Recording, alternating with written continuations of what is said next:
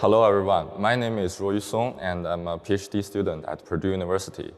And today I will talk about our work on adversarial driving maneuvers against autonomous vehicles. Nowadays, autonomous vehicles have emerged as a revolutionary technology reshaping people's way of transportation. Over 33% of vehicles sold in 2021 had integrated at least level 1 or level 2 autonomous driving technology. With the increasing of the autonomous driving vehicle technology, it is also becoming more crucial in the security field. There are lots of work on sensors, lots of work focused on the planners, lots of work focused on CAN networks. And today I would like to introduce our work, which focuses on the adversarial driving maneuvers. The goal of this paper is to identify adversarial driving maneuvers that cause an autonomous vehicle to deviate from its mission while maintaining attacker's low liability. So the first question here is, what is a mission? So we define mission as a normal behavior of autonomous vehicle under certain driving scenarios, the capability of the autonomous vehicle. So we extract 7 missions that different levels of autonomous vehicle should comply. From AHTSA documents, we use 2 types of matrix, categorize them, the distance and time to collision.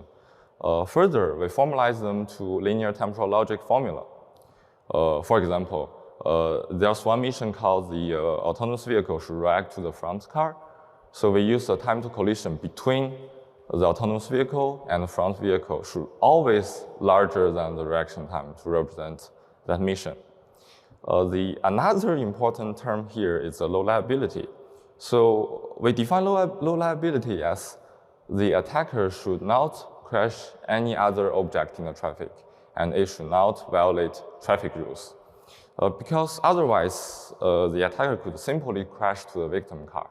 Well, it does make the victim car crash, but it also jeopardizes the safeness of the attacker, and the attacker cannot deny the legal responsibility of the accident. Similarly, we represent the low liability with 7 LTL formula.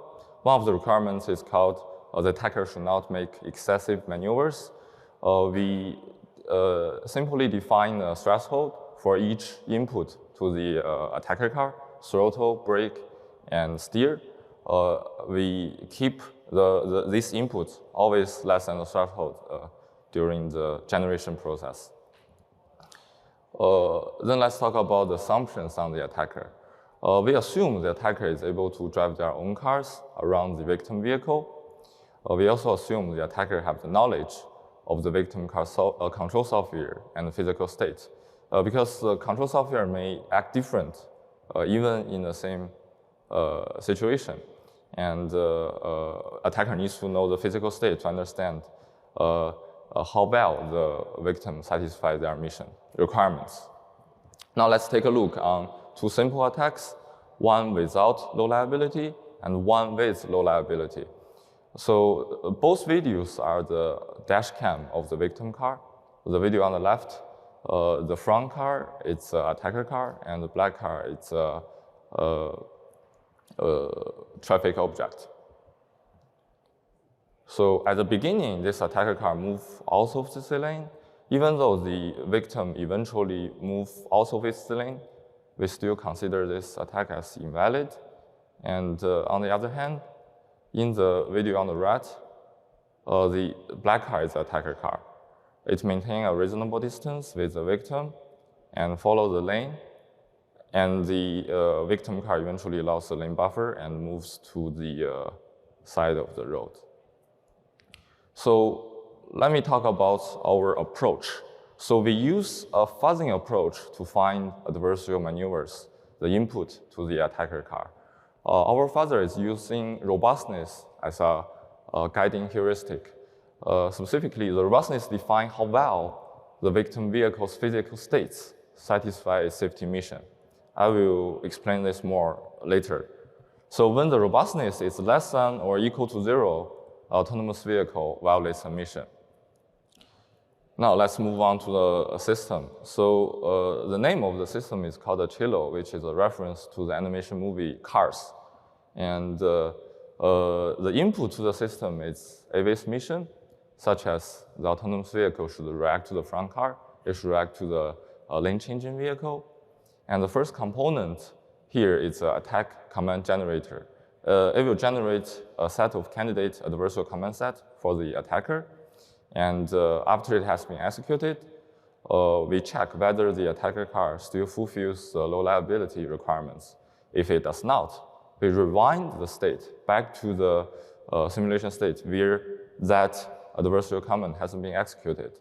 On the other hand, if the attacker car does not violate the low liability requirements, we use mission's LTL formula to calculate the robustness of the victim car to see the impact of that adversarial command on the attacker. We repeat this process for all the adversarial command in that set and pick the one reduce the most of the victim car's robustness. We repeat this process. We send this selected adversarial command for the attacker car, and we repeat this process until we make the victim car's robustness less than or equal to 0. And we output the attack trajectory. So let's talk about the first component. So Acero conducts a grid search at each run on all potential driving maneuvers of the attacker car, as shown in the figure, from the max left steer to max right steer, from the max throttle to max brake. So this is a quite large search space. We divide this area to an n by n grid, and we pick one random spot at each grid as a candidate command sent to the attacker. We then use a robustness calculation to decide which one which one is the best, which one reduce the victim car's robustness the most. So recall that robustness defines how well the victim vehicle's physical state satisfies safety mission. For example, the TTC robustness is calculated by the time to collision time between the victim and the object minus the reaction time. If the time to collision value between the victim and object is smaller than the reaction time, it means when emergency happens, it's highly likely for the a victim car to crash, to have an accident. And for distance robustness, we simply use the distance value between the victim and the input area. And to reduce the search space, we propose a attack guidance vector. The idea here is if the moving direction of the attacker car reduces the robustness of the victim, we use that direction as a guidance for the next round of attack command generation. So specifically, we subtract the relative position between the victim car and the attacker car at time n from their relative position at time n plus 1. This green arrow is the attack guidance vector. So after the initial round, after we have one attack guidance vector, the system conducts the grid search with that guidance. For example, suppose the attack guidance vector is point to the left front, or we conduct the grid search in the left steer and throttle grids. Like in the example, we reduce the search space from 9 grids to 4 grids. And we terminate this process when the robustness reaches 0. We evaluate our system on CARLA with 2 AD software, openpilot and Autoware. We found 341 success attacks out of 7,000 attack attempts. Among them, 219 are on openpilot and 122 are on Autoware. After post-processing, we got 13 clusters on openpilot and 15 clusters on Autoware. The root cause of these attacks are mainly vision blocking, configuration error, and planar error. Here's a case study of Autoware fails to react to a stopped vehicle. So in this video, the yellow car is a victim car controlled by Autoware. The black car is an attacker car, and the far right car is a stopped vehicle on the road. So After analyzing the logs, we realized when the attacker car approached the stopped vehicle, the object tracking algorithm of the Autoware fails to recognize the attacker car and the stopped car separately. It considers them as one project and eventually fails to give a collision-free trajectory. Let's take another look on another case study of openpilot fails to follow the front vehicle. So this is again the dash cam of the victim car. This silver car is attacker car, and this red car is a front car. So at this point, the openpilot recognize the attacker car as its front car, and the lane centering buffer is deviate, and eventually it crashes with the front vehicle.